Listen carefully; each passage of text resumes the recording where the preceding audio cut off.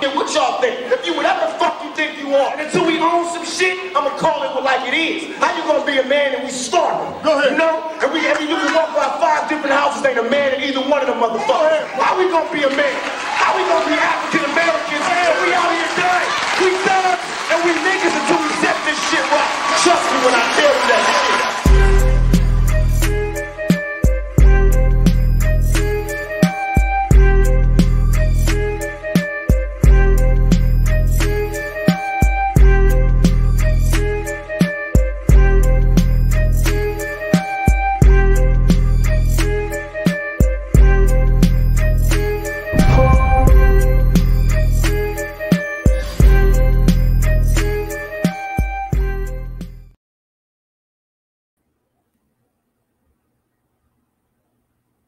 All right. One love, certified Black society, my foundational Black Americans. Been around the world, now we back again. Welcome to another episode of the Black Alpha Cast Certified Live. We are in the building, in the place, keeping it unique, keeping it exquisite, keeping it FBA all day and all the way. This is another special episode with another special guest. I have my brother, Afro Elite, is in the building, in the place, my family. I know y'all been DMing me. I know y'all been ready. I know y'all been waiting for this one. Here it is. How are you doing, family? Brother, I am doing well. I'm doing really good. Thanks for having me. I appreciate it. Yeah, hey, Adventures is in the house, y'all. I'm telling y'all, we got all the goddamn rings, man. It's on and popping. This is what real certified Black society looks like. This is what real foundational Black American excellence looks like. Salute to everybody in the chat. You guys make sure you follow my brother, Afro Elite. You guys make sure you follow me, and we're going to continue to bring this foundational Black American excellence to the whole world. It does not stop. Family, you know we got to get right into it. Y'all know we don't waste time here. We get right into it. No time to waste. This is the 11th hour. Everybody else can wait. Everybody else can sit on the sideline. We're going to play the front line and get to work. Family, have you been seeing everything going on with the censorship and how they are trying to censor us during the election season and trying to keep us down? Man, I've been seeing it and I've been experiencing. I've been feeling it. I've on my YouTube channel, I started to realize I did a little test, and I would realize when I would say certain keywords that on the recommendations, it would like decrease on the algorithm on the recommendations. Wow. So I can't call things out as candid as I want to. On my Twitter as well too. Like I would make a post about the elections or Joe Biden, whatever the case may be, and then I would message people. I'm all like, have you seen it? Because I'm you know, when I make you know, when you make a tweet, especially about a certain thing, you expect certain people to interact with it. And I would just do a test and I would see nobody would see it. And that's happened multiple times. So censorship, especially when it comes to Black empowerment censorship is a very serious thing because they're scared, because they're starting to see the pivot. They're starting to see that there's no boogeyman. Trump isn't here anymore. And even if he is, Trump isn't the boogeyman who's scary enough to get us to the polls.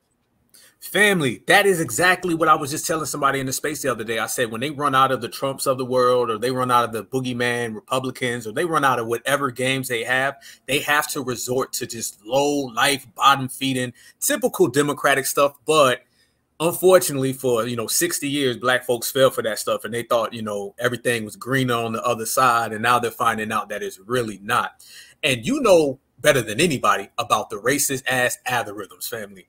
Yes. And we broke it down before, man. I think it was on the Twitter space. Can you please break it down to the family, man, in the most clearest terms on what content creators truly have to deal with when you do talk Black excellence? Man, it's so much. We have to deal with a lot, and we don't really complain about it. So shout out to you, because me and you can relate on a lot of that stuff, because we give like 110% in all of our content. And then we look at the numbers and we know people are engaging. We know because people give us feedback all the time that they love the content, but the numbers isn't really matching with what the people are saying. That all of my videos were spiking. People were really getting gravitated to my channel. Not just the recorded videos, the live streams as well.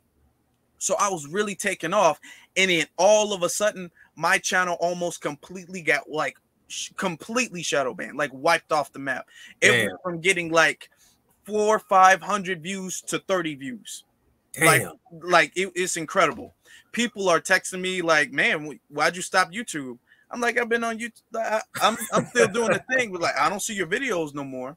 People literally have texted me that, call me like, man, when are you gonna make another video? I'm like, I made one yesterday, and they would say I haven't seen it. So these are the little tactics that the YouTube algorithm will do. If they don't like the direction that the channel is going in, then they'll try to hide that away from the recommendations and even your subscribers too. Because even people who are subscribed to you, sometimes they can't see it on their timeline. So even when you're live, they can't see it. Family, everybody in the chat, everybody listening right now, this is what we talk about. Brother Afro always says this, and I say it as well.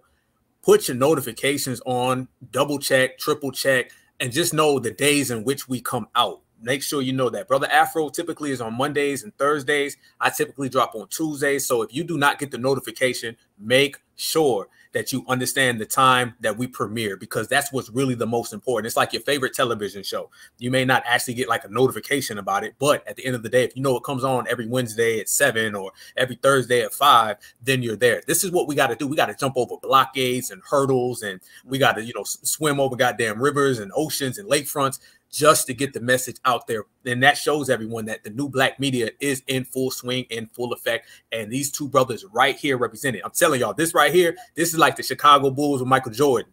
I'm telling you, this is what it is. This is the dream team. This is the redeem team. This is LeBron, Kobe, and everybody. This is what it is. We represent that new foundational black American wave, new black media. Salute to everybody before us, but at the same time, salute to us right now who are pushing this line and making everything happen, and everybody who supports us. We appreciate you guys. You guys make sure you follow my brother Afro Elite on all platforms. That's Instagram, that's Twitter, and definitely right here on YouTube, because his content is thorough. Now, I want to talk about a lot of things for the family today, because there's a lot of things going on. If you guys remember, Brother Afro held a new black media mashup in the beginning of the summer, and everything that we talked about has literally happened. He's got it on his channel. Go check it out. I think it was in May, brother, if I'm not mistaken. Might have been May or June, but everything that we talked about has came to fruition. Like, this has truly been a hot summer. We said it was going to be a hot summer, and everything from, you know, the Buffalo situation that occurred, the same old Democratic tricks, all these goddamn tethers out here, everything has happened, and we've watched it all happen. And I'm going to break down a lot of things today. I want to talk about, you know, politics. I want to talk about these tethers. I want to talk about people using our terminology, but I want to always bring it back to the black grassroots, because that's what's really important, is that the black grassroots are in control right now. And this is the era of the black grassroots, where the mainstream society has no play anymore. They mean nothing. They can spend millions of dollars trying to get the word out. They can send every shill at us. They can fork out dollars, pennies, quarters, nickels. They're getting no returns. And people like me and my brother Afro right here, as well as, you know, Tariq Nasheed, TBA, so on and so forth. We're the ones who are really pushing that line. We're the ones really pushing the narrative and controlling everything. So with that said, brother, the election is here, or coming up, the midterms, and then that's going to lead on to the national general elections right now. And the $1 million question is, who should foundational black Americans vote for? How foundational black Americans should vote, or should we not vote at all? Basically, we need to be strategic with our vote, however we do it. And I was in a discussion yesterday, a Twitter space. I can't remember who it was, but it was a good conversation. And I was basically telling everybody, no matter what you do, it's got to be policy over party. And we got to be very, very careful of how we vote, and just make sure that when you do vote, if you do, make sure it's about black excellence. And if it's not black excellence, keep your ass at home and don't do it. What are your feelings about the coming up midterm elections, as well as the general elections that are going to follow that, and just in general, how foundational black Americans in this era, the new era, the reparations era, how do you feel we should vote, or how do you feel that we should strategically place our vote? Well, the first thing I want to say to that, first off, that was a great question. Great question. The first thing I want to say to that is that the midterms is kind of like a preview to the major elections, the much bigger elections. So that's one of the reasons why Joe Biden and Kamala Harris, and really all the Democrats, are kind of scared, because they know, you know, it's not looking good in the preview. So that means when it's time for the big show, it's really not going to look good. That's kind of what it means. what we do is, as far as I'm concerned, I am not voting whatsoever without tangibles specifically for foundational Black Americans. It has to be something tangible, because all of the symbolism, we're tired of it. All of the high face Black faces in high places, we're tired of that. We see that doesn't work, and they're getting scared of that. So I'm looking at different politicians now. Some of them seem like they're interesting, some of them don't. But one of the things that we need to think about too is not just what they say. We have to look at their whole background. We have to check their paperwork, as our brother TBA would say. We have to check their paperwork, because anybody could say anything great at the 11th hour, like, yeah, I'm going to increase the jobs and you guys are going to get business loans and all of this and that, and the world is going to become a much better place. Just vote for me. And then when they get in whatever political office, then next thing you know, they had their fingers crossed behind their backs the whole time, and they were like, well, I got to get reelected. So, you know what I'm saying? It's just a controversial issue. Just wait for next time. Wait for next time. Or they say, oh, I'm trying, but they're not really trying. So what we have to do strategically, and this is something that I'm glad a lot of foundational Black Americans are doing now, what we have to do is we have to look at the entire rap sheet of whoever is running. Okay, so like, what have you done for the community? What do you stand on? You know, don't just show up out of the blue and then expect us to vote for you just because you look like us. That's not how it's working anymore. You know, if you're, and it doesn't matter if you're not giving us tangibles, you know, you can do what you want to do. We're just going to do what we want to do, which is going to stay home. We're not voting without tangibles. You guys are not getting, and when I say you guys, I mean the politicians, mainly the Democrats, because they've been the ones who've been finessing our people for the longest. But the Democrats are no longer getting a free vote from Black people. Not whatsoever. Oh, hey, I love that right there, family. A free vote, the free lunch, the free everything that the Democrats have been getting without giving us anything in return is over. Can't you feel, fam, like it's slipping out of their hands? Can't you sense their nervousness? They just seem so afraid and shook. You know, as we always say, I think, you spoke about it before, how the new Black media, just the whole era right now, the B1 era, the reparations era, whatever term we want to use, can't you just feel it, you know, slipping out of their hands? And I said, we know it and we feel it. We know damn well they feel it. Damn well. Up in Chicago, family, you know, really just the whole Midwest in general, the whole Midwest, up north, across the board. I've noticed that a lot of places up there are sanctuary cities. And they have these towns. And for people who don't know what a sanctuary city is, it's basically a place where you can be an illegal whatever, you know, as long as you're not an illegal FBA or whatever they want to call you, or whatever term they want to place on us. But you can have these illegal immigrants come up there, and it's a safe haven. It's basically these people can break whatever law and come up there. Are the people up there, in terms of foundational Black Americans, are they really catching on to it? Because some of my brothers and sisters in Ohio, I don't know, I feel like a lot of them are missing the point. I think some of them are feeling like more of a kumbaya thing, and it's a melting pot in the melting pot area, where I've noticed in other areas, people ain't going for that. They realizing it and they're recognizing it, as well as the other con games. We're kind of spotlighting them. But how's like the whole immigration influx? Because I know some of the brothers and sisters in Minnesota are, you know, they're being ran out of there, and they're bringing tethers in off boats, planes, bicycles, scooters, you know, everywhere. How's it like up in the Chi? Well, okay, that's a good question. Again, it depends. It depends, because we have like different neighborhoods, we have like different areas and things like that. So some areas that might be a little bit closer to the Hispanic neighborhoods, and they might have gone to school or have been to the same events closer with the Hispanics, they're more on that Black and brown thing, so they don't necessarily see an issue with that.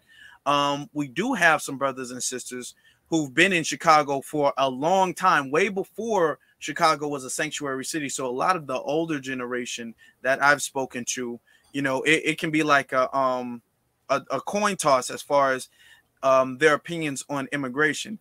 A lot of Black people in Chicago, you know, who don't agree with it, because there's a lot of Black people in Chicago who do not agree with it whatsoever, but they're kind of scared to speak out against it. And that's a problem too.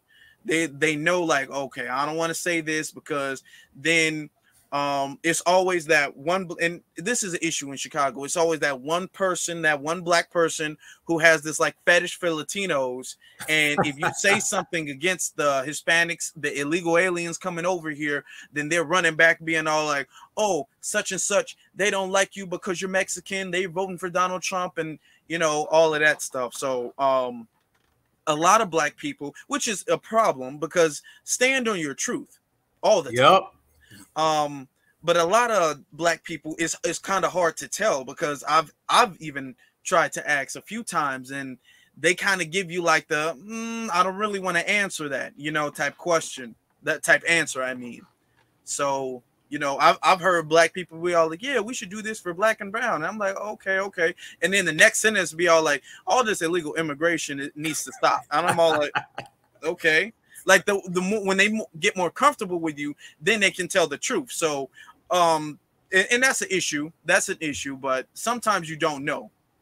But I personally want to believe that a lot of black people are starting to, in this area, are starting to kind of see like Hispanics, Mexicans, and you know other immigrants are not really for us. And immigration, especially illegal immigration, is very harmful to the society. I'm glad you brought that up, family. And that's what I feel. And shout out to all of my foundational black Americans right here, right now. We are the ones who are literally changing the game. It's all based on us. Like we're making things, you know, completely opposite of what they used to be. If it used to be kumbaya, and we remember that COON baya, when it's kumbaya, we're the ones who are saying, no, black first. When it's everybody except for us, we're the ones saying, no. It's going to be us on the front of the line, in the middle of the line, in the back of the line. It's just going to be a whole line full of FBAs. Nobody, you know, anywhere else. That's what I like right now about this era is the fact that we're actually changing these things and it all comes back to us. So shout out to all my people and all throughout the Midwest, all 50 states, East Coast, West Coast, down South, everybody here. We're all playing that role in just changing the political spectrum. We're changing the societal spectrum. Everything is being shifted and it's all thanks to us right now. It's really the gatekeeping, you know, circling our wagons, as we say, regulators mount up. It's the regulator era as well. But everything that we classify this era as, it is always us first. And that's what I love the most about it. It's us first. And a lot of those older people, we're really outnumbering them and the numbers are shifting. And I don't want to say older because you do got some young coons out here, you know. I don't want to say it's an age thing, but there's a lot of younger folks out there that still be on that kumbaya shit. But at least eventually they might come around. When you come in here and you 65 years old and you still talking some goddamn 1965 talk, then you got to get, you know, reversed and railroaded.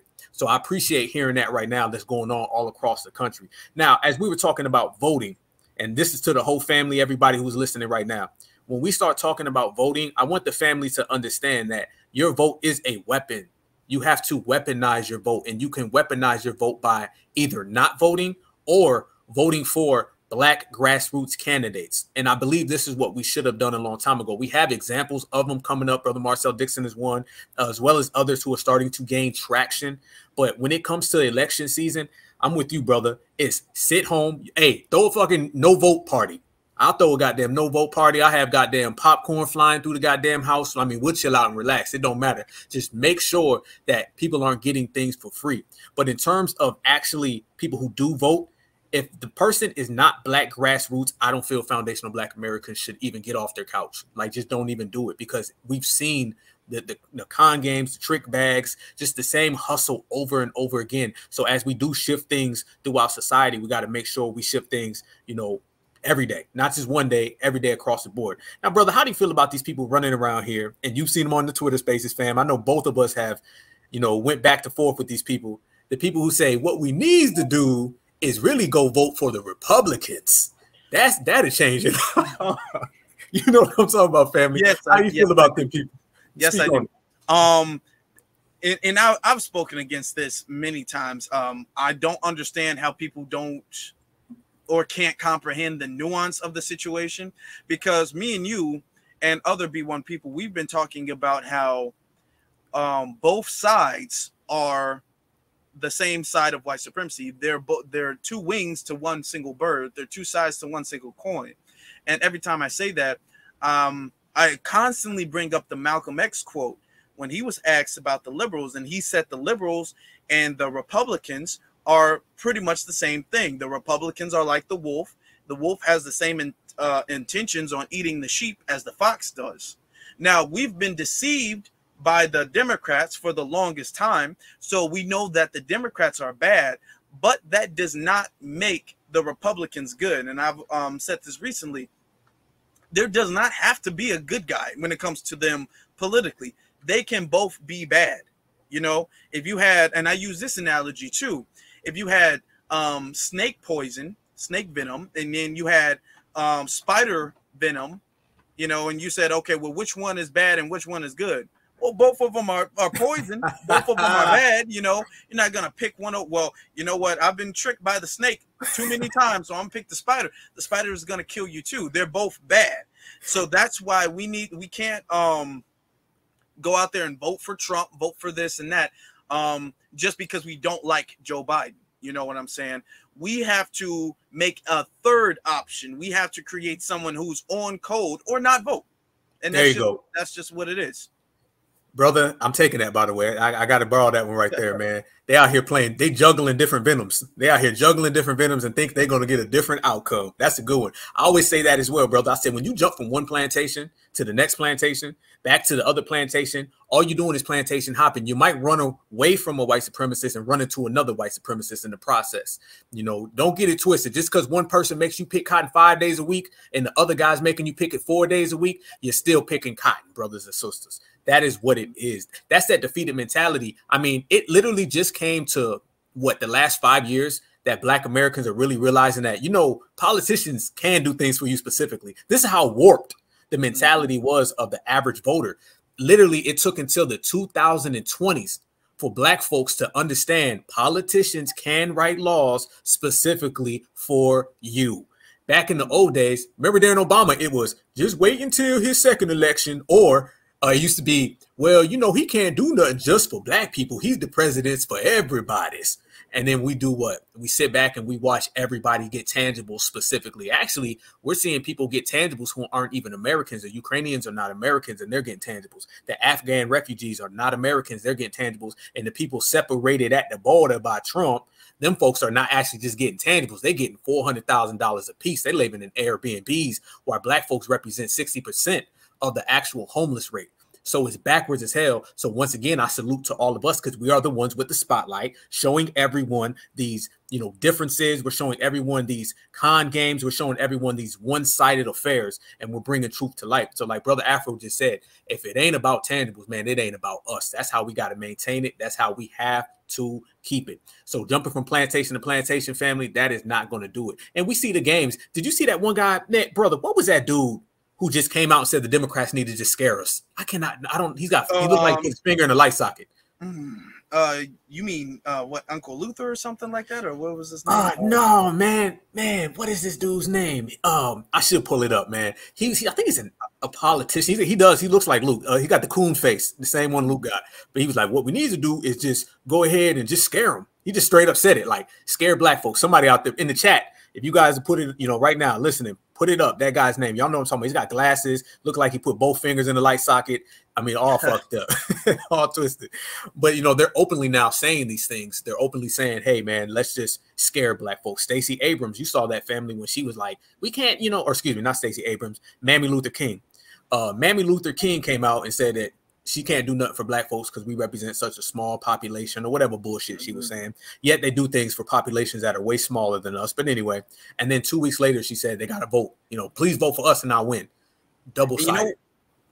You know what's interesting about that is that they've always done that. They have always done that, but it's really us. And that's why I got to give us a shout out in the B1 Society, because we've been highlighting. They've always done things, especially for other groups of people, just so they can stay ahead, you know, as the buffer classes and as the dominant society. But we've been highlighting in the most recent years, like the last few years or so, we've been highlighting, like, hey, you see in the Hispanics getting this, you see in the Asians getting this, you see in the them getting this and them getting this, and they're sending money over here outside the country, and they're doing so. When we highlight that stuff, then it resonates like, oh, actually, you guys can do something specifically for one person, because they've been able to be all like, hey, you know, what the Constitution says is you can't do anything for one specific group of people.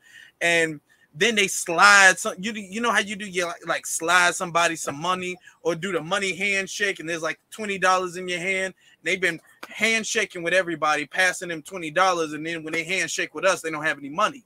Whoa. And that's what they've been getting away with. And in the last few years or so, we've been pointing out like, hey, you see, he's passing them money.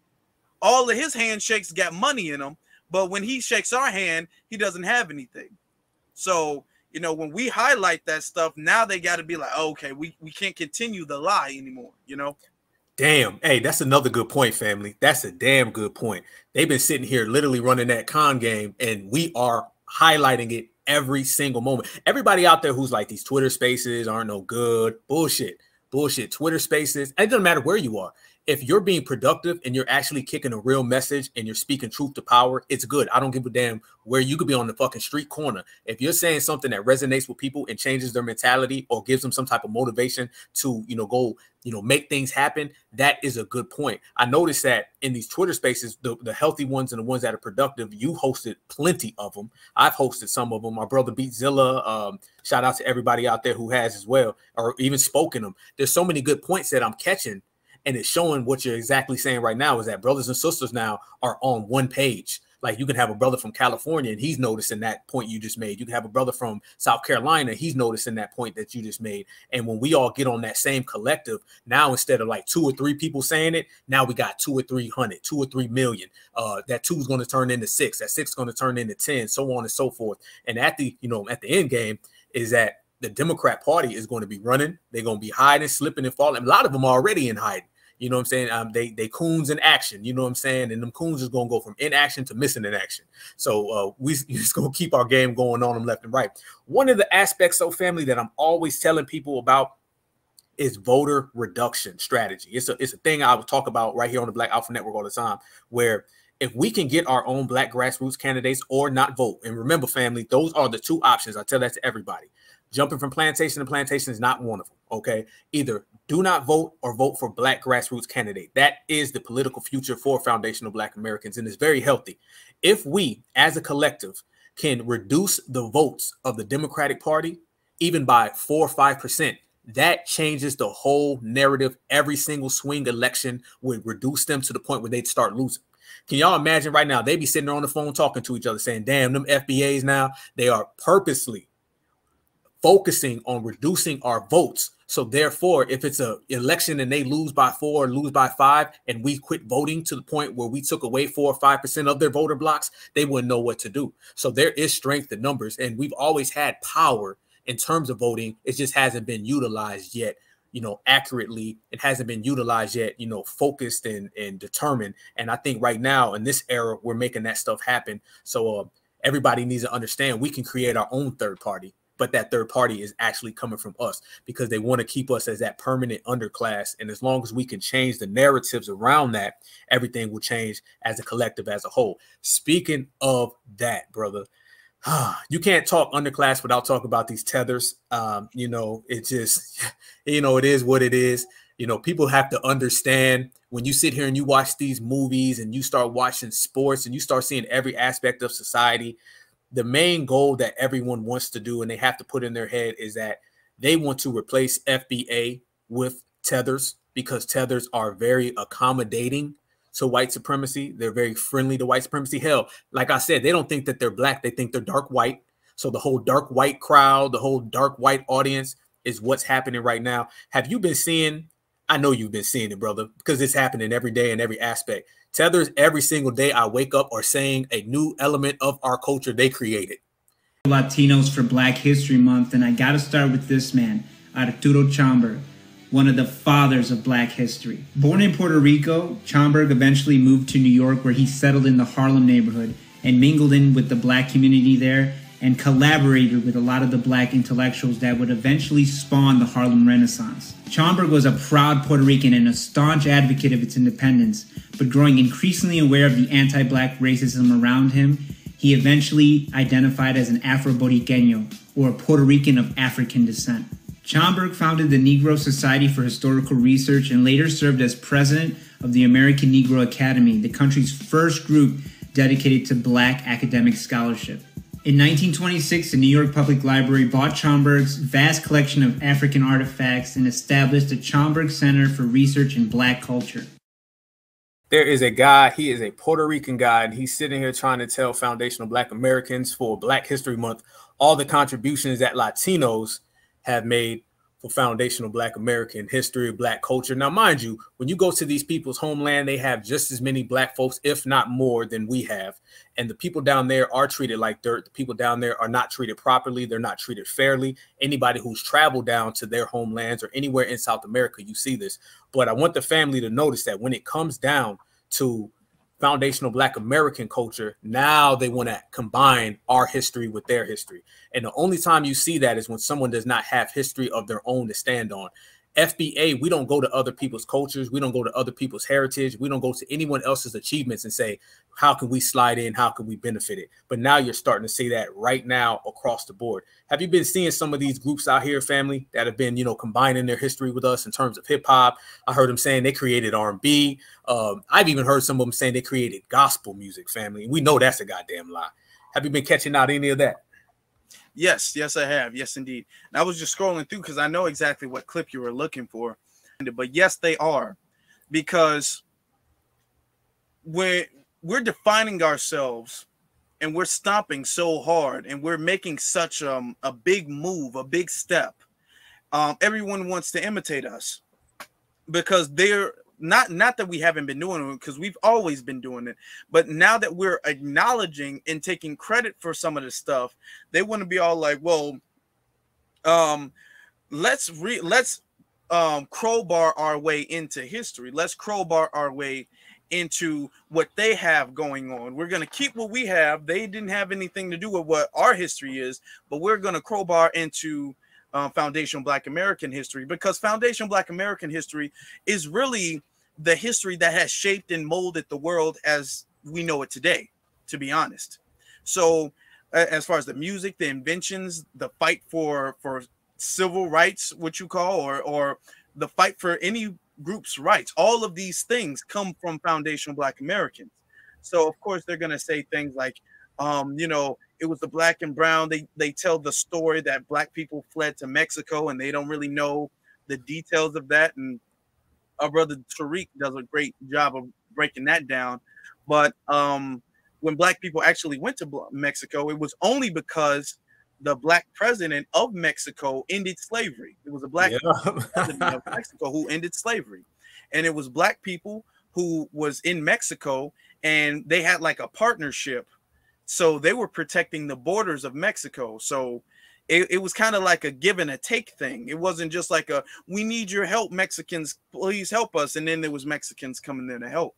Another thing that I point out very frequently is the colorism in a lot of these Latin and foreign countries, because when they talk about Black and brown or people of color, and I say, well, you talk about Black and brown, but you don't even like the Black people in your own culture. So how what type of coalition or allyship could you have with us if there are dark-skinned Mexicans and you guys are ostracizing and oppressing your own dark-skinned Mexicans? So what makes you think I'm going to believe that you like my dark skin?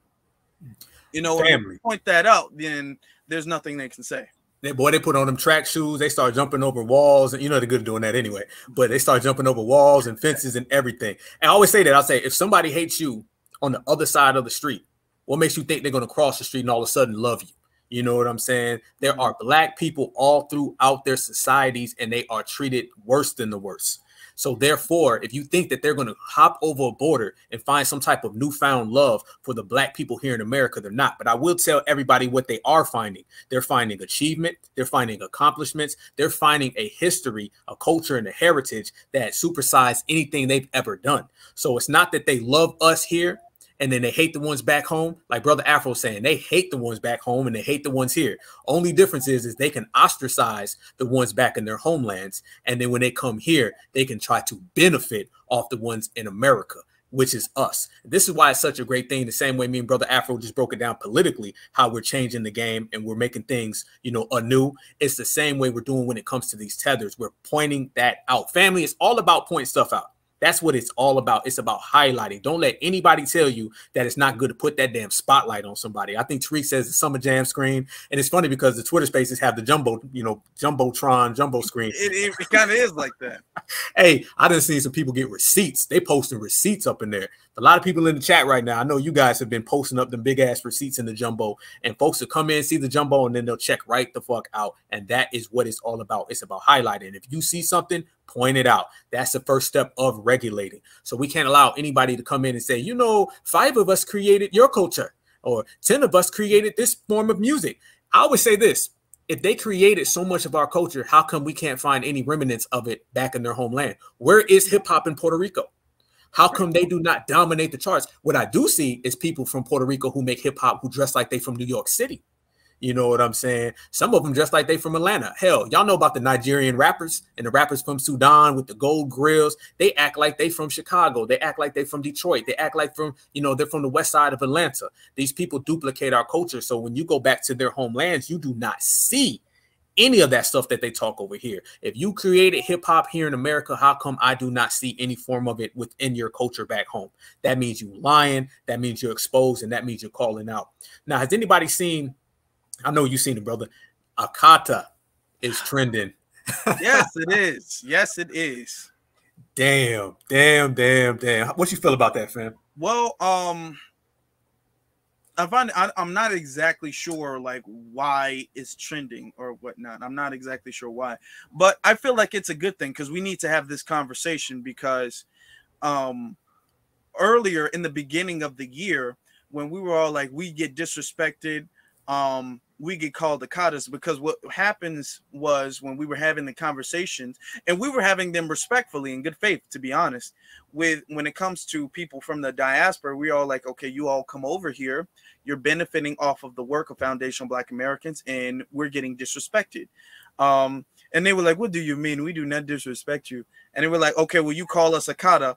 Oh, nobody says that. Nobody says Akata. Nobody says that. That does. And then if we bring up the receipts of them calling us Akata, because there's so many receipts, then it's all, oh, that's not a derogatory word. That's not. That does not mean what you think it means. It does not mean that at all. So that they pull that stunt, and then they be all like, what about the African booty scratcher you called us? And I'm like, okay. So now we have situations where you don't only have the word Akata being used, but we have the context in which it is used too. Like the one Nigerian dude who got stabbed by his OnlyFans girlfriend, the way he was talking about FBA, and then him using Akata in the same tweets or in the same energy, in the same span, that lets you know this is the way Akata is used. It's always used derogatory, and that reflects on really, and they say, oh, Akata is just a Nigerian term. This is just a Nigerian term. No, because to be honest, it's not only Nigerians that use it. Let's keep it real. Right. And all other countries, you might not use Akata. That might be the most popular anti-FBA term, but you guys have your other terms too. Everybody, all of you all have your anti-FBA terms. We just know of Akata the most. So Akata represents everybody as far as I'm concerned. It represents the energy of all of them, as far as I'm concerned. And it's a good time to have this conversation because we need to have some straightening. We need to hold people accountable. Family, I was just telling somebody that the other day. The first thing that comes out their mouth is, like you just said, no, it's not their bad term. Somebody said it's stray cat, which we know, and they said stray cat means good. This is how pathetic and desperate they are. Nobody on the history of the planet Earth has ever been called stray cat in a positive way. I mean, they lying all through their tether ass teeth, all out they fucking cricket ass mouths. They know it. And then the next thing they say, like Brother Afro just mentioned, they'll try to tell you, oh, no, that's just Nigeria. They'll brush it off on Nigerians, and they know goddamn well it's that way. I want the family to look at it. It's like the N-word. If somebody, imagine in America, if you call out somebody from, you know, New York and you say they say the N-word and they say, oh, no, that's just an Alabama thing. You're going to say, hell no. Country on every single continent on the planet, they're saying the N-word in Europe. They're saying the N-word in South America. They're saying it in Asia. If the N-word travels that fast, then you know damn well Akata can travel throughout Africa. It goes into the Caribbean. I've seen people from the Caribbean who use the term Akata. Akata is clearly an anti-foundational Black American term. Don't let nobody tell you different. And, you know, they don't mind brushing shit off on each other anyway. That's that backstabbing culture we talk about. So it's no surprise that they'll put that off on Nigerians. And Nigerians, they're responsible for it as well as everybody else who uses it. I don't care if your ass is from Djibouti, honey, if you're listening, her.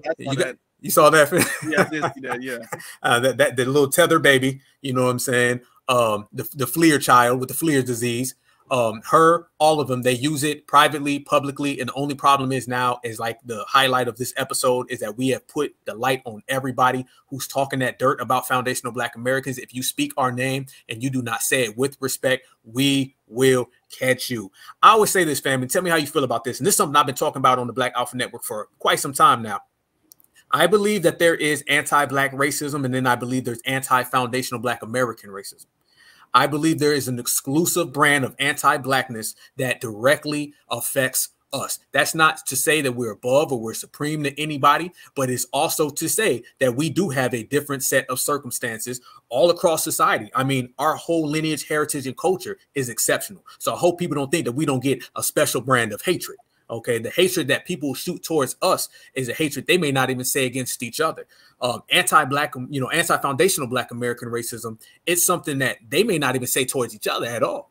They may not say this. A guy from, you know, Haiti may not say that to someone from Jamaica. Someone from New Sudan may not say that to somebody from Nigeria. But the one thing in common is that they will hate foundational Black Americans. That whole term, you guys don't have a culture. You don't have a culture.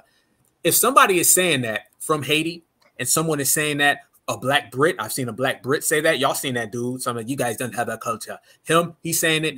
How can all these different groups who are not even connected with each other have the same slurs and the same sentiments about FBA unless they are sharing a same ideology? And that ideology is anti-foundational Black American racism. And we have to look at it from that aspect. That is what it is. These people have exclusive hate for us that they may not share for each other. They may not share for each other. They may not like each other, may not deal with each other, but jealousy is something. When you on top of the hill and you on top of the game, and as Jason Black says, you know, when you the boss at the boss's table, when you in the winner's circle, people will come at you differently. And the one thing that I've seen that binds the world is anti-Black racism. And now we're starting to see that anti-foundational Black Americans receive an exclusive brand of that. How you feel about that, family? I would definitely agree. I would definitely agree because it's like, of course, we know we're targeted because we're Black, but FBA, we're not only targeted because we're Black, and we're understanding we're not trying to undermine anybody else's struggle at all. We're not trying to act superior to our other, you know, Black brethren from the diaspora, but we're trying to say we're not only targeted because we're Black, but we're also targeted because we're effective. We're targeted because we're the standard of resistance. We're kind of like the standard of Blackness. Okay, we're the ethnic group because, you know, the FBA, the lineage. We are the lineage of people that is doing the biggest threat, that causes the most threat. You know what I'm saying? So we have a very specific and unique target to us that other groups of people don't have. And I'm glad you pointed that out because you don't really see people from the diaspora, and we understand that there's colorism, right? But I've seen tweets where it would just be some random Caribbean, I hate Black Americans. Yep. Just unprovoked. I mean, we'd be all like, what is this? What is this? I don't see Caribbeans just on the timeline, man, I hate Nigeria. You wouldn't see that. You don't really see Caribbeans and Africans going at each other and everybody teaming up on one specific country or ethnic group except us. It seems like the world targets on Black people, and then there's Black people targeting on us specifically. When I say Black people, I mean the diaspora. If to put it in the most accurate analogy I can think of at the time, if black people was like a dartboard, FBA is the bullseye of the dartboard. Hey, brother, that right there, that part right there is exactly what it is. They hate us, as what Jason Black always says, you know what I'm saying? They take advantage of us because we're poor. They hate us because we're black. And I'm going to say there's extra hatred because we are FBA. And like you said, we are the only ones who have been the consistent thorn in the side of white supremacy. And unfortunately, a lot of tethers want to be a part of white supremacy. They want to snuggle up next to white supremacy, and we represent a threat. We represent a threat to not just white supremacy. We represent a threat to people who want to be a minion of supremacy. When they come over here and they try to slide in with the dominant society, that further lets you know that they want us out the way. Nobody's coming to America and having the spite and the vitriol for us because they like us a lot, because we're a brother to them. That was a mistake we made in the past. Everyone's melanated. We all one big family. We all one big team. That's the type of time that we were on. We weren't aware of this exclusive hatred by other black people for FBAs. Yeah. I just seen Tariq Nasheed last night. I might have been last night or the night before, but I seen it last night where he roasted some black Brit. It was some black British girl or whatever. I think she's originally from Africa, and he roasted her. I mean, you can have somebody from Europe, you can have somebody from South America, you can have somebody from the continent throughout the diaspora. The one thing that they all share is a hatred for foundational Black Americans, a vitriol for foundational Black Americans, and spite for foundational Black Americans. And this time as a family, we label it, we frame it, we highlight it, and we put that shit on the Jumbotron. There's no shame in realizing it. We have to understand this so the next generation doesn't come up and think that there's a brotherhood out here. You know, to think that I'm going to go get with my brother from over here and go get with my brother from over there. I want them to know that you can extend your hand all you want. You can create an olive branch all you want. But it means nothing if that other side does not extend it back to you. And unfortunately, that's what has been happening. But fortunately for us, this era right now has regulated, we G-checked it, and we letting the world know that foundational Black Americans, not only do we move as a unit, we're aware of how everybody teams up on us, and we're aware how everybody shares the same sentiment of anti-foundational Black American racism, which is exclusive to us. Now, moving that to another level, family, as we speak about that, have you seen these little political packs that have been occurring? I seen an Asian and a Latino political pack. You see them sitting there getting together. This is what I like to term, it's kind of like a tag team racism, you know, where these other groups who are all supposed to be people of color, you never see them, you know, teaming up with us. You never see a FBA and an Asian political pack. You never see an FBA and a Hispanic political pack. Now, you may hear the term people of color and these vague, loose terms that allow them to steal off our plate, but you never see them actually combining their political prowess with ours. You're starting to see now these other groups are not only coming together socially, which we know they've always been hanging out socially. Now you're starting to see them come together politically so they can combine it. I basically look at it this way. One group wants FBA tangibles. The other group wants FBA tangibles, and they have not been able to do it individually. So now they're saying, let's do it collectively. Let group A or group B or minority over here and another minority or a person of color to the left and a person of color to the right, let them get together so they can go against foundational Black Americans as one, because they cannot handle us on their own. What do you feel about these groups out here that are basically trying to team up on foundational Black Americans? I see it as a failure of them, because they've tried, and we have not allowed them to hijack our culture, our heritage, or our lineage. We have not allowed them. So now the next step and the next wave that is occurring is that they're trying to get on the same accord together so they can both come in our house and take what's ours. Well, I'm going to say that's a testament to how powerful we are, to be honest. It's like, if you guys watch those cartoons, I'm not sure, but like how two supervillains would team up. It's like the Penguin and the Joker being all like, hey, we might not like each other, but we can't beat Batman by ourselves, so let's try together. You know what I'm saying? That's kind of the energy they're giving, because everybody knows, and I'm glad the FBA is starting to realize this now too, everybody knows how powerful we are, and everybody knows that they benefit from us. Everybody knows that they're piggybacking off of us. Everybody knows that we do the work, we pull the weight, we carry them on our shoulders, and everybody else just gets free benefits. The Asians know that, the Hispanics know that, the Arabs know that. All of them know that we're the one who funds their lifestyle just completely. and they all live their separate lives like that.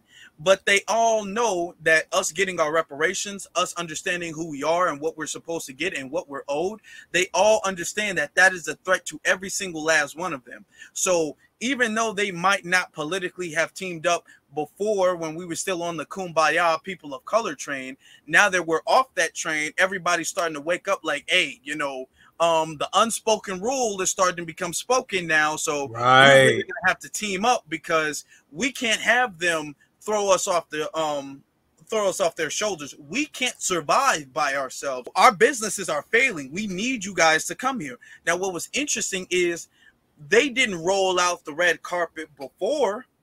When we were coming in their establishments, they was really beating black people up. They was rushing us out the stores, accusing us of stealing. The case with Latasha Harling's, shooting black children, okay, fighting black people, and then the second we stopped shopping at their establishments and patriotizing their businesses, then is black people. We need you guys. Hispanics know that as well too, because Hispanics know, okay, the only way we can get anything is if black people vote for the Democrats. Yep. So they know in some way they're piggybacking off of us. They know they're feeding off of us like leeches, and they know once we brush them off, then they'll die out. So that's why they are like, hey, we got to team up. You know, they're too much of a threat now that they know. You know. That right there is an exact testament, like you said, family. When you got other minority groups teaming up to come at foundational black Americans, it's crazy. Look what you just said a minute ago, family. You got the diaspora that teams up. You'll have different Caribbean places. They'll team up against foundational black Americans. You got different African countries that team up to come against foundational black Americans. You're starting to see the Latinos, and you're starting to see Asians team up to come at foundational black Americans, as well as we've always seen Republicans and Democrats team up to go at foundational black Americans. These people are so groupified now where they want to come after us as a unit, as a collective, because like we said, they can't handle us on their own. And that right there shows the world what we've already known, and we speak about it all the time, is that we are all we got. So this has to continue to be the era of standing next to your brother, standing next to your sister, building together. As I say right here on the Black Alpha Network, we building, we working, we shining, we grinding, but everything has we in it, not I, we, because the more we stand together, the more they do this. Think about it. If they got to team up with each other, they wouldn't do that when folks were running around here as individuals. It's all the result of us being codified. Once we got codified and we started working together as the new black media works together, as just the brothers and sisters out here in the business world, the political world, the social world are all working together and making things happen as one FBA unit, then everyone else feels they got to get into units. So I'm loving it. Be honest with you, every last thing I see when it comes to these tethers, when it comes to these people of color, aka leeches of color, when it comes to all of the leeches of color and the minorities and the black and brown coalitions, the fact that you're starting to see them resort to being desperate, more desperate than they already have been, that just shows you guys that FBA is codified. And if we see it, they see it every day. So I'm loving the feeling right now that we got going. I want to say this as well, as me and Brother Afro break this down. And I want you guys to make sure that you subscribe. Make sure you subscribe to my brother Afro Elite as well. Make sure you leave a like right here. Share this video. This is what you call black excellence right here. Everybody in the chat, you are black and excellent. We all together are black and excellent. And this is what we represent. This is what we radiate. And this is what we permeate. And it does not stop. If you have ever been proud to be a foundational black American, right now is the time. If you've ever been proud to live in a certain era, a certain time frame, it is today. We don't have to go back and watch documentaries from yesteryear. We don't have to see the civil rights era and go find, pride. Look around you. It's everywhere you are. All the brothers and all the sisters are really genuinely making it happen, to the point that everybody out here now is using our talking points. They're stealing our terminologies. They're taking things that we say and they're trying to remix them and put their names on them. One being all of these people who used to say that they didn't understand what foundational meant. Remember a few years ago when we started saying foundational black Americans, foundational black lineage, foundational black culture and heritage. Everyone was, what does foundational mean? Foundational what? Foundational where? Foundational who? Why? Now all of a sudden you got people saying, I'm a foundational European. I'm a foundational Mexican. Next, y'all gonna start hearing people saying they ain't foundational tethers. Okay, foundational fleers. FL, foundational fleers. It's coming soon to a neighborhood near y'all. Trust and believe. Family, I know you've been seeing it, man. We talked about that in the back channels before, man. How you feel about these people taking our terminologies, especially the foundational part, and using it for their own benefit, but in reality getting laughed at by us? But how you feel about that, fam? It is hilarious to me. It is absolutely hilarious because it's so ironic. It's so ironic because when we started to redefine our culture or really define our culture, when we created a new term for ourselves, a very distinctive and powerful term for ourselves, we were mocked in the beginning. And that's just the way things go. We were mocked in the beginning. Oh, foundational Black American. That sounds ridiculous. They'll never catch on. Where's that legally? That's not in any census. That's not in a dictionary. I looked it up. It says it doesn't exist. And now, because everything we do, everybody else wants to follow, is like FBA. And I've said this, it's like FBA. We're like the big brothers of the world. Really, everything we do, we got our little brothers wearing our coats. We got our little brothers putting on our shoes or trying to dress like us, trying to talk like us, trying to do the things that we do. So now that we're being all like, we're FBA, we're sticking with it, foundational Black Americans. Then you had somebody all like, and that does sound kind of cool a little bit. You know? So I find it funny. I think it's funny because it shows that we're stepping in the right direction and we're moving correctly. Hey, you're right, man. Sometimes the only thing you can do is laugh. Only thing you can do is laugh because, you know, these folks ain't making no dent in our movement right now. They're watching our movement. Like Afro said, they want to wear our hat, wear our coat, wear our shoes. They want to do everything like us. We've been seeing that yo shit for a long time anyway. We've been seeing these folks running around here. You got, like I said, people in Nigeria rapping like they from Atlanta. You know what I'm saying? You got people, you know, all over the world. They make Asian trap music. You know, they got Indian trap music. Like everybody is biting our culture. But now the difference is they're biting our actual, you know, political terms. It used to be our pop culture. They used to love our pop culture, and they still do bite our, you know, pop culture and things that we create. That's the fun part of it. Now you're starting to see us get political achievements. We're starting to really push the line in terms of the Black grassroots. So now they're stealing off the Black grassroots. It used to be hip hop. It used to be R&B. Now it's our actual policies. It's our terminologies. So they're not only taking our, you know, our street culture, they're starting to come into our intellectual culture and rob it, like everything they try to do. But it's to the point, like you said, family, well, we're laughing at them. So when we're laughing at somebody who's literally, because trust me, fam, y'all know this, to the whole family, they're dead serious. When they're foundational Europeans and foundational this, that, and the other thing, oh, they're dead serious. But we're not really taking them serious because we understand that no matter what they try to do or no matter what they try to come up with, it's a reflection that the Black grassroots is whooping everybody's ass. In particular, the Black mainstream. The Black mainstream right now is being served. I want you to talk about, Brother Afro, for people who haven't. It's kind of a new story. It's happening right now. A lot of people haven't really been focusing on it, but Byron Allen, Mr. American Democrats of Slavery. They used to love him.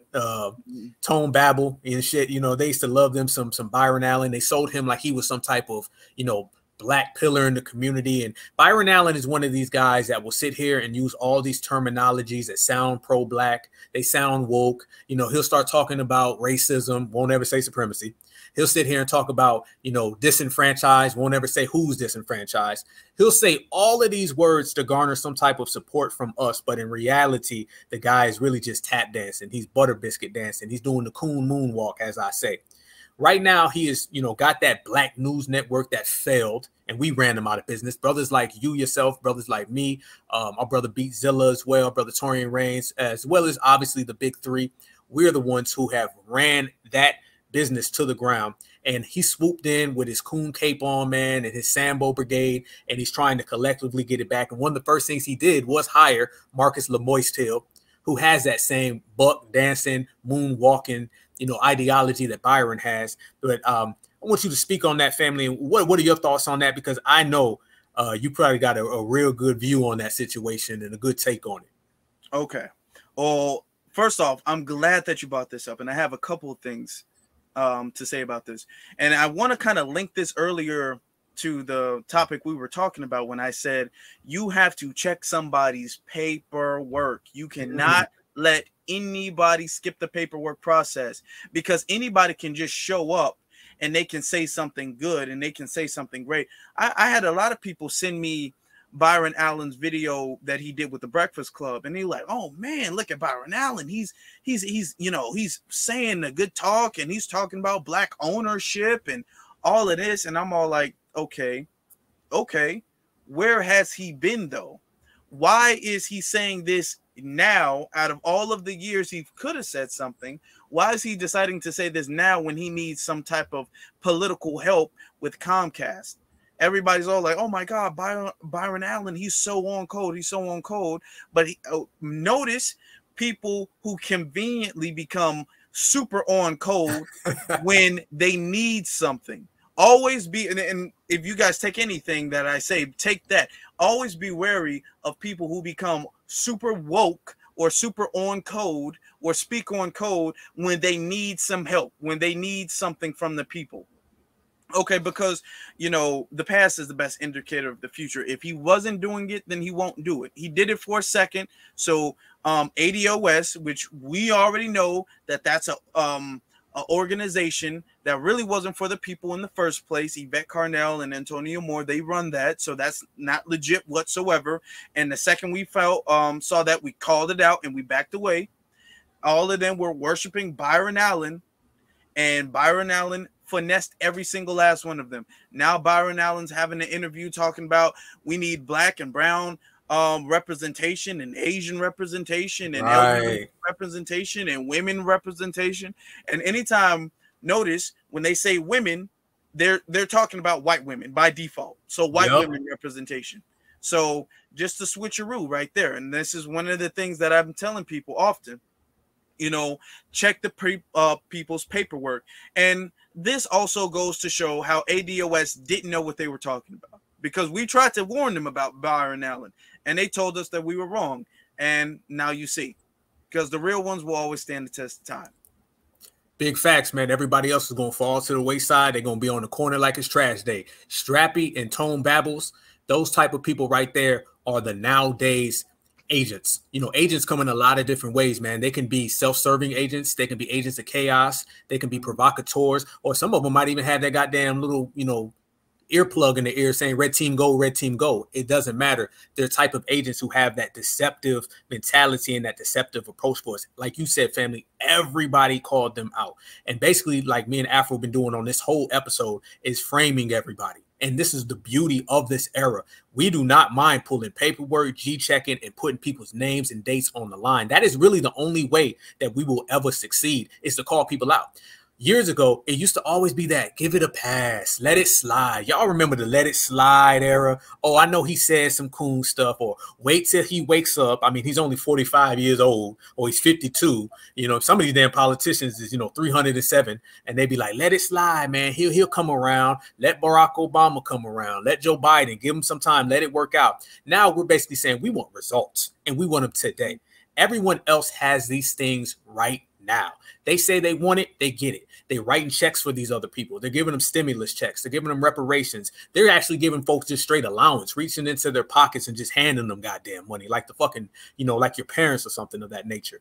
Now we're getting to the point where we're saying we need that same game. We want it right now, today. No longer will we suffer today and live for better tomorrow, or we suffer as a generation so our kids can live good. Man, that's that Sambo, Edmund Pettis Bridge bullshit. Right now, foundational Black Americans are not doing that. And exactly the way you frame Byron Allen, he's that same guy. He reminds me of these celebrities that always get mad at the Oscars.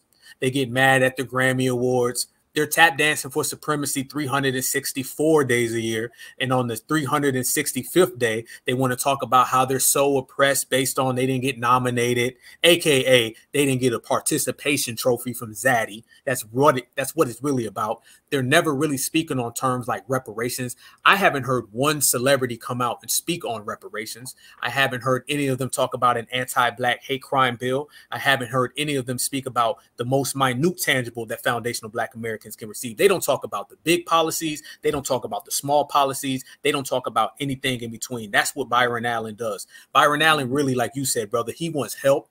and he wants to use FBA to push the latitude for himself. That's exactly the same thing that the tethers do. That's the common denominator. The Republicans do it, the Democrats do it, the tethers do it, the minions do it, the fleers do it, the celebrities do it, ADOS does it. When it comes to what we can get from FBA, what we can take from FBA, they are the loudest ones in the room. When it comes to actually assisting foundational Black Americans, then everybody is hush, no talk. And the beauty of it is we challenge that today and we call it out. We be like, hold on, you had a whole lot to say yesterday. What you ain't talking right now? Where's that same energy at? We need it today. And that's what I'm liking right now. Have you been seeing, family, these people who've been using those real slick terms where they'll be like, I'm for reparations, but this person and that person should get it. Or they'll say things like, yeah, we need to get an anti-Black hate crime bill, but it should go to people of color, minorities, these people like that. Have you been seeing the way that Republicans and Democrats kind of use us against each other? I know whenever I post something that is against the Democrats, all of a sudden I'll have all these conservatives that will retweet. In reality, those people are just as anti-Black as the liberal.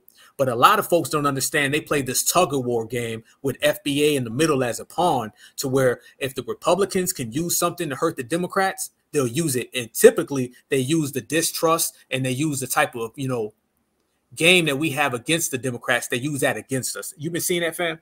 Mm-hmm. I can tell you, I've not only seen it, I've personally experienced it. When I am in spaces, when I'm hosting a Twitter space, and I'm going after the Democrats, I'll have Republicans, right? Republicans, they'll be following me, and I'll see it after the Twitter space. They'll follow me, and I'm all like, okay, let's see how long that lasts. And then by the very next day, after they seen the things on my timeline, they all like, oh, let me unfollow this dude. They unfollow me with the quickness. The same thing with the liberals. The same thing with the white liberals. When I'm going after the Democrats or the when I go on after the Republicans or the conservatives, they'll follow me, because they think just the same way the Republicans think. They think that, oh, this Black guy, he's on our side. He's peddling our agenda. And what they soon realize is, oh, no, he's peddling a Black agenda. Right. But the Black agenda isn't conservative, or let me say, the Black agenda isn't Republican or Democrat.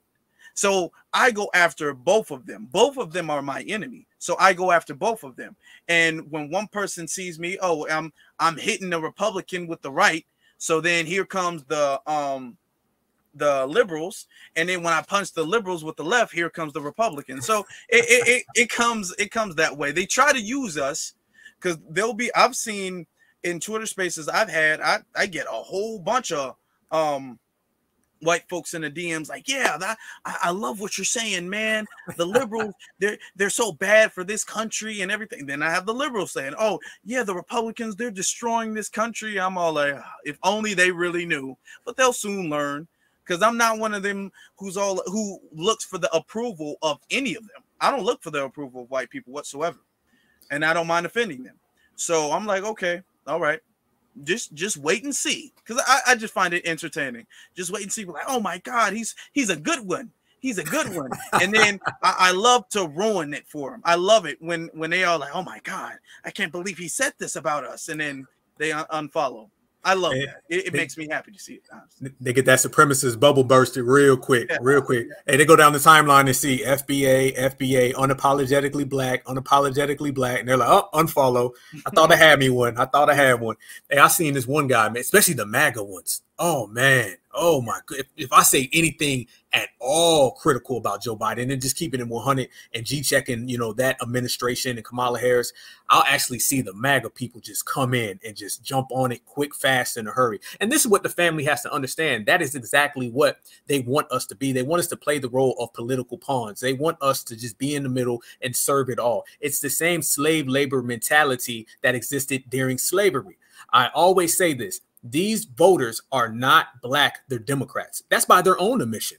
You remember when Richard Spencer was checking Roland Martin? He was like, oh, are you black? He's like, I'm a man. Remember that? I'm a man first. He wouldn't say he was black. When being confronted, he would not say that. And that's the same thing for Boken Buckari sellers. That's the same thing for Van Essa Jones. It's the same exact thing. These people do not feel that they're black. All a Democrat voter is the black person who did not want to leave the plantation. All a Republican voter is the black person who did not want to leave the plantation. The same exact way that the slave would bear their master's name is the same way they bear their political party's name.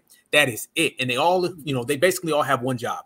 Make sure you tally votes so you can bring them back to master. Trick black folks any way you can. That's why we see them so desperate. And the jokes, that we give them are, really funny because they're just lying. Like they'll tell a lie on Monday and then completely flip it on Tuesday and tell something, the complete opposite without even trying to get caught. So these people right now at this age and this era that we're at are completely desperate, and these political pawns, of yesterday, they don't exist no more. And it's sad that it took a long time for black folks to say, hey, tangibles or else, reparations, or you ain't getting our vote. That type of mentality should have been here a long time ago, but I'm glad it is here now because it is fun to sit back and watch these other groups get desperate because they can't eat off us. And it's really, really, really funny to watch the Democratic Party slither all over the place because they don't know what to do at this point.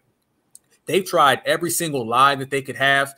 They've reached into that trick bag over and over. They try to recycle things. The first black doesn't work anymore. This is the black first era, and they still talking about the first black.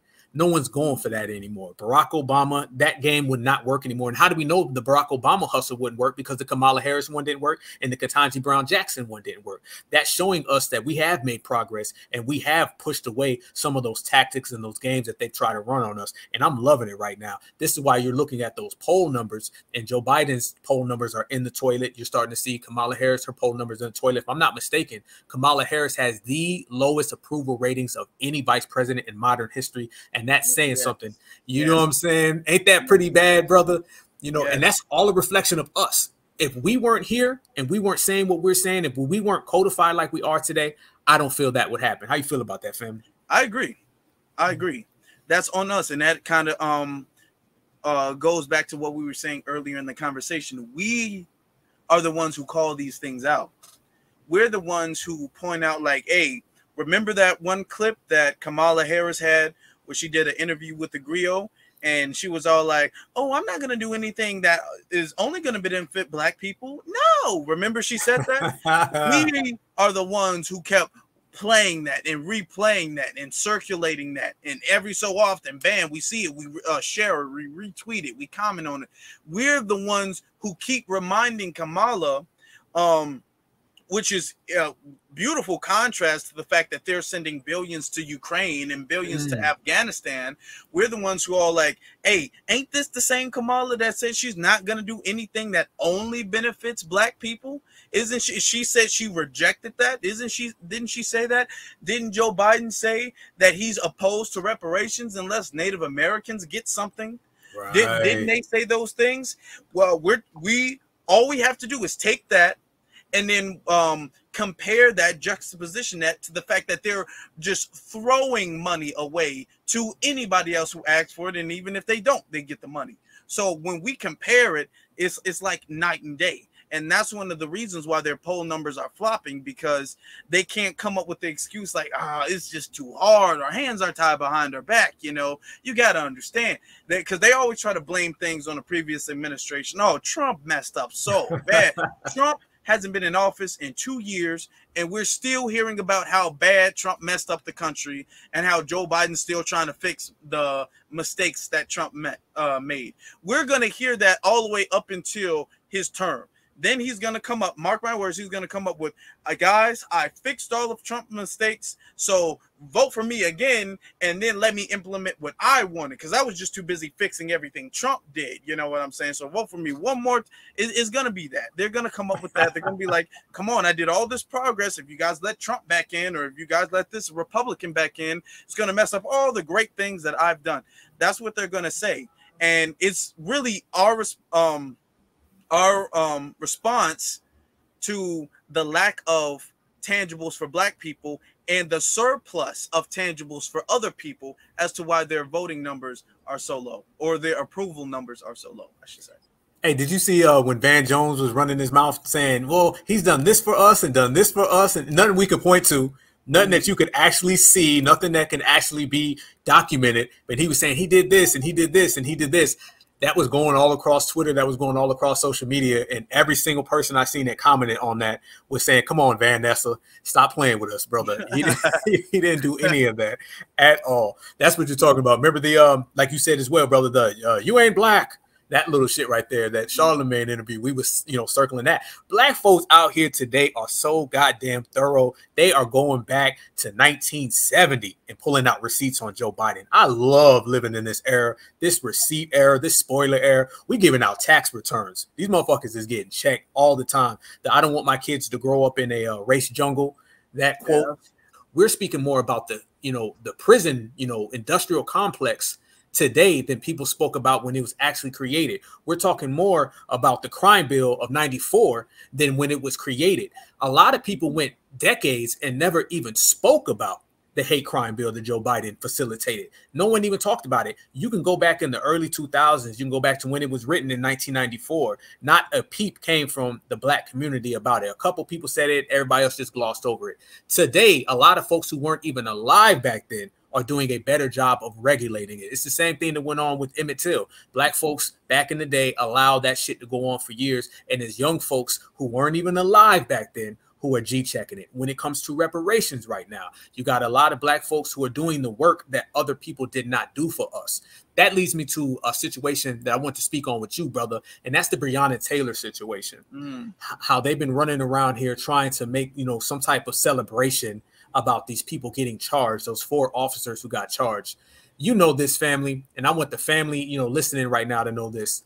The person who did not get charged for the Breonna Taylor situation was the shooter. That guy is on vacation. And it's sad that these Democratic shills were running to the internet immediately, still using that system to get votes. And I wanted everyone out there to realize this. And I want you to elaborate on it further, brother, how that was a bait and switch, how they went out there. And if you see that that cop or whoever the guy who pressed the charges, the DOJ or whatever, when he came out and he was speaking on it, listen to his words. He kept saying civil rights. He kept saying justice, all these terms that are synonymous with the black struggle in America. He was particularly saying those things just so he can make black folks think that it was a victory for us. But when you look at it, those people were not charged for the Breonna Taylor assassination, because that's what it was. Those people were charged for basically lying, which means they'll get a reduced sentence. They'll all get supremacist slaps on the wrist, while the main culprit of the situation, the shooter, is still on vacation. They've got pictures of this guy on the beach hanging out with Becky and Karen and Susie and Sally. And it just shows you again that these Democrats, Van Nessa Jones as well, they will sell us anything. How you feel about that? First off, great breakdown. And I'm glad you asked this question because a lot of people don't know the details of the situation. They don't know the actual officer that actually did, because all of them shot, but the one who actually killed Breonna Taylor, he's not being charged. So a lot of people who might not know the details, they'll be like officers involved, and they'll use like slippery words. Right. Involved in the Breonna Taylor shooting have been charged, and you're automatically going to make the connection unless you have the details. Oh, well, if they were involved, they're the ones who killed her. But the one who actually killed her, he's not being charged. Another connection that we make, and is why it's so important to be thorough. Another thing that they do is they'll make charge synonymous with justice being served. They'll be all like, oh, we charged them, justice is served, we arrested them, hooray, we won. So we in the B1 society, we don't really get excited when somebody is charged or arrested. We wait for the whole thing and the sentencing, and then we wait for even a little bit after that to be all like, there better not be like no type of back deal after the fact. But this goes to show their desperation, to be honest with you. This goes to show they're losing black women. Our FBA sisters, a lot of them are on code. Not enough of them are voting for the Democrats and the Kamala Harris's, that they're not voting for that. A lot of our FBA sisters, they're not falling for the black girl magic, because they're seeing the black girl magic that the Democrats try to spew. They're seeing the fact that that's just a slap in the face. That's a backhanded compliment. when you're talking about y'all so strong and independent, and y'all the ones who are the backbone of America, y'all saving America, and then Breonna Taylor gets shot down 8 times, and none of the officers get punished for it. That's a slap in the face to them. So now they're trying to be all like, hey, we really, if we can pull black women back, we might have a chance. So let's try to finesse justice with the Breonna Taylor situation, which is what they're trying to do. They're trying to finesse justice with it, because you can't really get justice unless you get the guy who killed her, correct? I mean, absolutely, brother.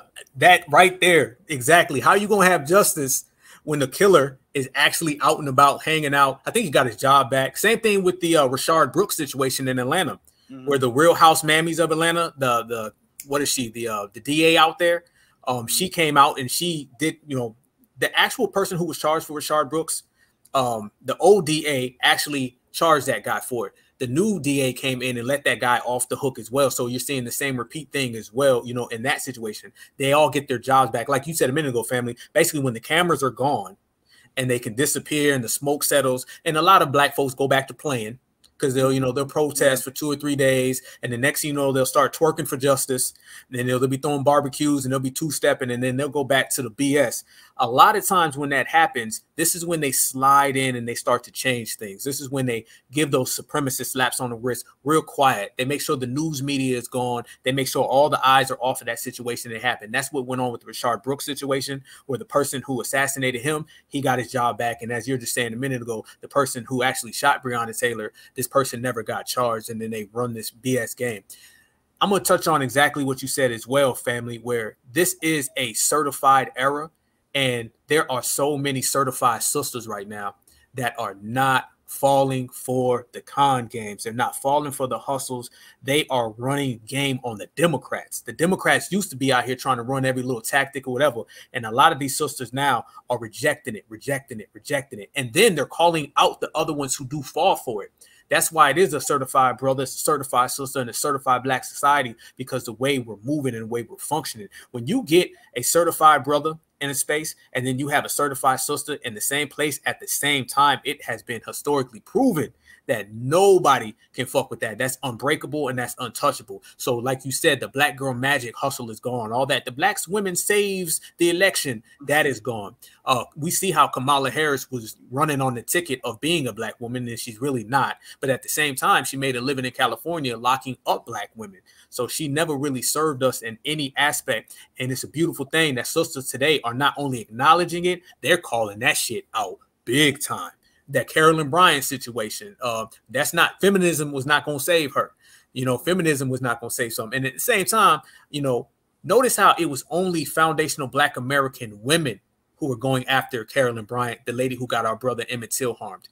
You didn't see Karen coming. You didn't see Becky coming. They never showed up. They'll walk around all day long talking that Roe versus Wade situation. And they was trying to get the sisters to come in. Remember when Maxine Waters was saying, black women going to be out there in droves? Black women wasn't out there in ones. They wasn't out there. They wasn't out there in twos. That did not come to light. Really what she was trying to say is, I want you guys to come out there. She was not speaking for sisters. And I'm loving it today that foundational black American sisters are speaking for foundational black American sisters. Nobody else is doing it. And that's the beauty of it. Have you been seeing that change, family? Not just with our sisters, not just with our brothers, but the actual black family as a unit? Oh, yes. Oh, yes, definitely.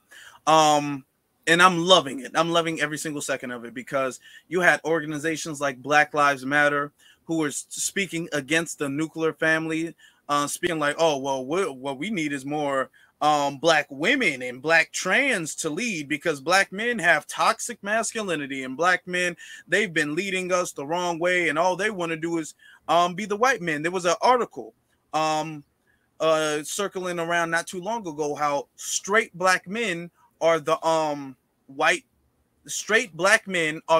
people to black people. So you had people pushing that narrative against the black man, which is really against the black family. You have people pushing the narrative of, you know, when your kid turns 18, kick him out the house. Oh, you don't really like your kid. Parents and kids don't get along. Or have all of these things same-sex relationships are preferred over heterosexual relationships. You had all of these things against the nuclear family, but we're staying strong. So now anytime we see something in the media that's against the nuclear family, we're calling it out. Anytime we see a politician that says anything about independence and not unity when it comes to the black family, we're calling it out. Anytime we see anything in the schools that's trying to peddle that to our children, we're calling that out too.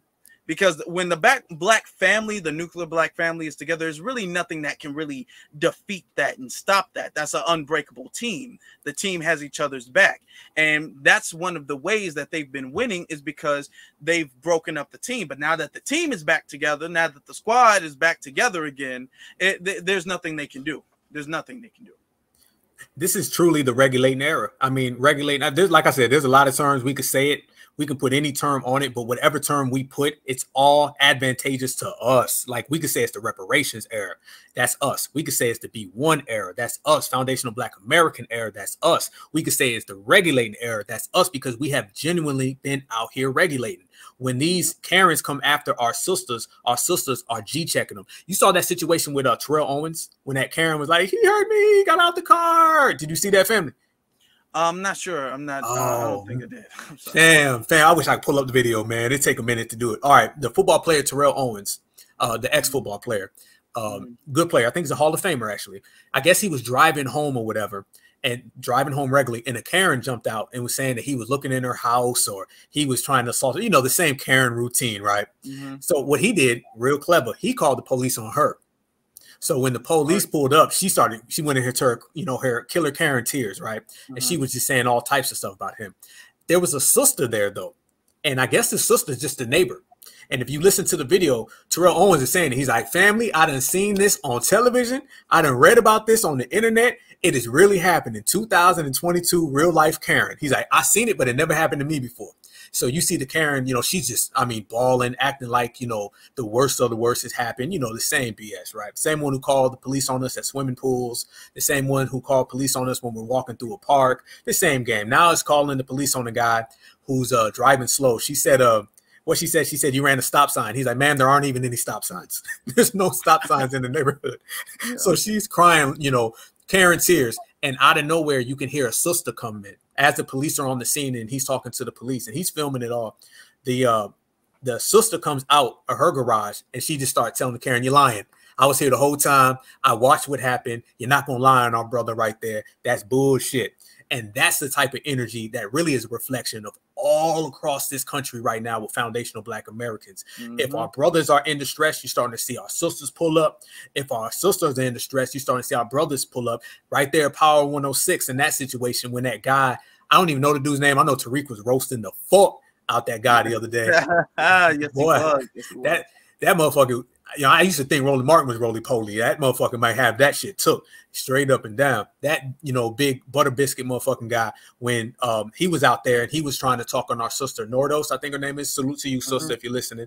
The brothers pulled up on him and wouldn't allow that to happen. That right there sets more of a precedence for anything. Because like you said, when our family structure is intact, then the reparations are going to come.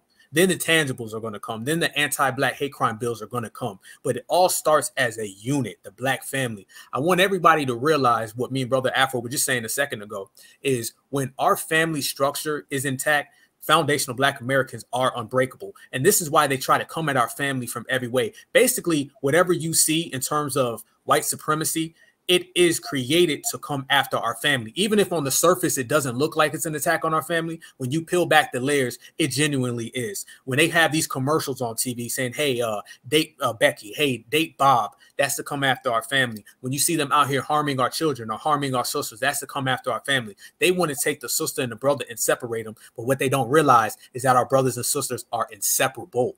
And that is the energy that we are putting out right now. You feel me, family? And I want everybody to know that there is power in the Black family. There is power in us sticking together. And once we put that all together, which it is, straight up, this ain't no what we need to do or what we could do. It's really happening right now today. And the Black family, in my view, my opinion, my take, my approach, the Black family is as strong as it has ever been. despite what you may hear, and someone would say, well, back in 1960s and the 70s and all that kind of shit, that's cool. That was then. Today, I see it with my own too, that we are really out here, brothers and sisters, standing together side by side, really putting out that FBA energy and really holding each other down. And if we continue to do that, which I know we will, if we continue to make the creations that we're creating, which I know we will, every single thing will change. So that's right there what I want to bring it back home to everybody, and everything that we spoke about today with my brother Afro Elite, man. You know, we've been breaking game down, and I want everybody to understand that when you are foundational Black American and you are B1, everything is thorough, everything is exceptional, because we are exceptional people. Like Dr. Claude Anderson has always said, salute to Dr. Claude Anderson. There's nothing new under the sun. Everyone knows that we are the ones who are on top of the hill. Heavy is the head that wears the crown, and our sisters got their crown on, our brothers got their crown on. That's why we are the kings and the queens, the goddess and the gods, and that's what we represent. But I'm gonna bring it home, family. I want you to go ahead and you know, tap in on anything that you want to touch on, brother, real quick. Let everybody know where to follow you at, man, and just let them know, man, how we keep on putting out this FBA excellence. Well, first off, thank you again for having me. This was a very great conversation, very great discussion. We touched on a lot. Like, if you guys are coming in late, I sincerely recommend that you guys go to the beginning and you guys make sure you catch up on anything that you missed out on, because we really hit the ground running with this conversation. We touched on so much. So you definitely want to make sure you watch the whole thing. I want to say that, you know, we've chopped it up on my channel. We've chopped it up on your channel. We've been on Beatzilla's channel. So, you know, we really are, you know, working together. And this is something that I'm hoping a lot of people see. This is how brothers team up, and this is how brothers build each other, and this is how, you know, kings make other kings, you know. So I'm glad that we're doing this. I'm glad that our people, our FBA people and our B1 people from the diaspora, I'm glad that we're all getting on code. We're all stepping to white supremacy the proper way, the way we're supposed to be, and we got them shook. We got them really shook, and that's a good thing, because eventually we will dismantle them, and we will create the world the way it is supposed to be. As far as following me, you guys can follow me on my YouTube channel, Afro Elite on YouTube. Just type in Afro Elite. The link here, the Afro Elite, that is my Twitter. So you just at the Afro Elite on Twitter and Afro Elite on Instagram. It's pretty much Afro Elite on all platforms, and you can find me there. Yes, indeed, family. And I want to tell everybody this, man. This brother right here, me and Afro Elite, man, we have literally built our platforms up simultaneously, side by side, from day one. Those of us, you know, who come into the new Black media, we always come with the approach of giving everything we have for the betterment of everyone. We do it. We put in a lot of research, a lot of work. We speak together in the back channels, man. We work together. Me and Afro are speaking right now about actually clicking up in, you know, the real world and actually doing things on a real political Black activist level. That's what it's all about. A lot of people who follow Afro follow me and vice versa. And you've seen our channels come up. You know, me and this brother have been standing side by side for so long. And I like what he just said, man. This is how we build kings together. We don't build, you know, kings and queens in this FBA royalty by ourselves. We build it with the person who is next to us. We build it with the person who came with us. We build it with the people that we stand with. And that's the beauty of our whole, you know, our whole culture, our whole lineage, our whole, you know, lineage, our race, everything. We are people who build each other up. And this is what separates us from a lot of other people. There is no backstabbing culture. If we do see someone who is on that backstabbing culture, we immediately separate from them. We immediately frame them, and we immediately expose them, and we step to the side. So I want everybody out there, man, to, you know, really genuinely keep holding down this foundational Black American lifestyle. Keep holding down FBA. We are all we got, and all we got is better than everybody else. And it has always been all eyes on FBA. And even with all eyes on FBA, they still can't see us. Know that. One love to everybody, man. Appreciate you, brother Afro, man. We're going to continue to do this, brother, all the way live, family. Thank you for having me. B1, brother. B1. Trust me when I tell you that shit.